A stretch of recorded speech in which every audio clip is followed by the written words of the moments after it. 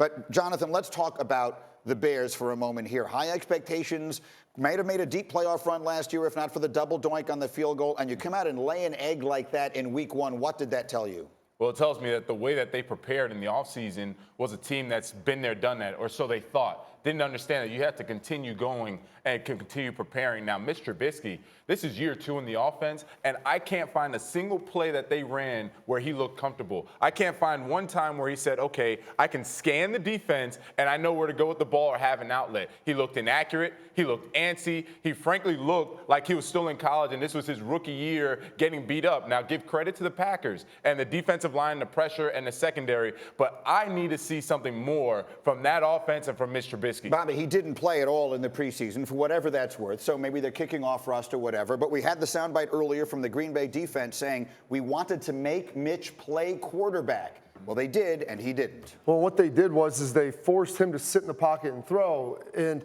when you do that, there isn't the scrambling ability. Mitch Trubisky loves to get out and scramble. He picks up those third downs with his legs. They had a spy on him last night, only 11 scramble yards. He'd averaged 23 per game last season, so it wasn't like he was able to get out there and get comfortable. Sometimes quarterbacks, especially athletic guys, when they're moving around a little bit, that allows them to develop that rhythm, but give Green Bay a lot of credit. They designed a great game plan. They rushed 4 a lot of times, and they were able to get home, had a spy then, didn't let him out, and that's why they were able to have success. And remember this, Greeny, the last time the Green Bay Packers had a top 10 defense, 2010, and won the Super Bowl. Yeah, I mean, Aaron Rodgers, generally, when he gets the help, and maybe this is the year where they finally got it for him. What's your primary takeaway from last night, Lewis? Yeah, I think you're going to have to see Matt Nagy really get Mitch comfortable and get him comfortable early in football games. Kind of the same way, quite honestly, Pat Shurmur did with Daniel Jones this preseason. Start to progressively push the ball down the field, but make him have some easy completions early, and then get him more comfortable in the pocket. Exactly. And not with his legs. Not designed rollouts, not athletic plays, but actually quarterback plays. Because as the Green Bay defense said, if we make you play quarterback, we don't think you can win. And they need to develop that confidence. Here's what's bothering me right now. We had Matt Nagy on this show a month or so ago, and he said this is the year we're going to open things up a little bit more for Mitchell Trubisky, give him more of the playbook, give him an opportunity to be a little bit more aggressive. And it certainly didn't look that way last night. It didn't look that way, but it's because he missed early.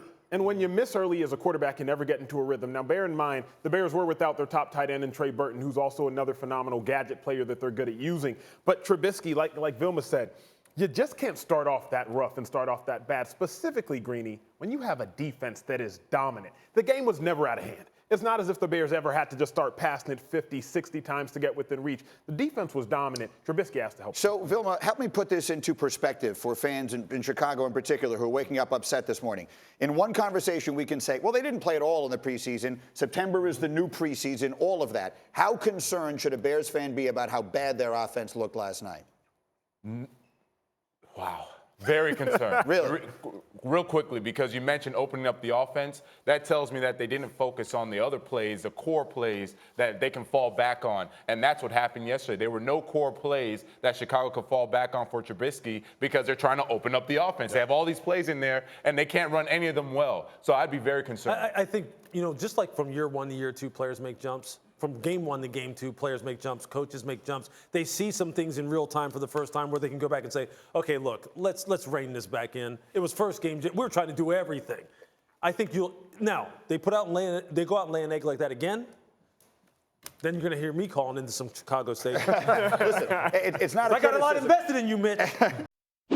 Thanks for watching ESPN on YouTube. For more sports highlights and analysis, be sure to download the ESPN app. And for live streaming sports and premium content, subscribe to ESPN+.